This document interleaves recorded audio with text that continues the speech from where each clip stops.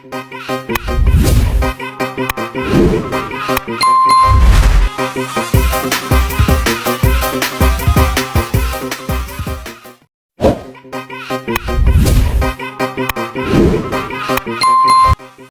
semuanya, di video kali ini kita akan bahas 3 pilar penting di dunia struktur data dan algoritma, yaitu LIFO, FIFO, dan QuickSort.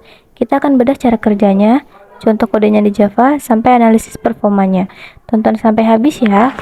Kita masuk ke materi pertama yaitu stack. Sesuai namanya, stack ini artinya tumpukan. Prinsip utamanya adalah LIFO, singkatan dari last in first out. Artinya apa? Data yang terakhir kali dimasukkan justru bakal jadi yang pertama kali dikeluarkan. Stack bekerja persis seperti tumpukan barang di dunia nyata. Elemen yang paling akhir dimasukkan akan diletakkan di puncak tumpukan, sehingga menjadi yang paling pertama dikeluarkan. Di dalam bahasa pemrograman Java, ada 2 operasi utama di stack, yaitu push dan pop. Push untuk memasukkan data ke atas tumpukan, sedangkan pop untuk mengambil atau menghapus data dari yang paling atas. Sifat tumpukan yaitu urutan data berbalik.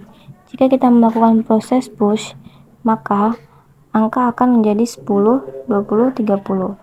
Ketika kita melakukan panggil fungsi atau will stack is empty untuk melakukan pop, urutan yang keluar justru kebalik, seperti 30, 20, dan 10. Implementasi dan kompleksitas stack. Dari segi performa, stack ini termasuk struktur data yang super cepat atau efisien, karena semua operasi dasarnya punya kompleksitas waktu 0 atau 1 alias waktu konstan, baik itu push atau nambah data, pop atau hapus data, maupun pick, cuma ngeliat data teratas. Komputer nggak perlu nge-scan atau keliling nyari data dari awal sampai akhir, karena komputer cuma fokus sama satu titik, yaitu elemen yang ada di paling atas. Sekarang kita masuk ke konsep kedua, yaitu struktur data FIFO. Struktur data ini artinya antrian. Prinsipnya kebalikan dari stack, yaitu FIFO atau first in first out. Data yang pertama kali masuk, dia juga yang pertama kali keluar dan dilayani. Cara konsep dasar FIFO bekerja yaitu seperti antrian di dunia nyata, seperti antrian loket tiket atau kasir supermarket. Elemen yang pertama kali masuk akan dilayani atau dikeluarkan terlebih dahulu. Di Java, biasanya kita pakai linked list untuk mengimplementasikan konsep FIFO.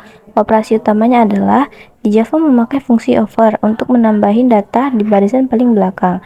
Yang kedua, di Java memakai fungsi poll untuk mengambil data dari barisan paling depan. Sifat antrian yaitu mempertahankan urutan data yang masuk. Elemen pertama tetap menjadi yang pertama keluar. Implementasi dan kompleksitas konsep dasar FIFO.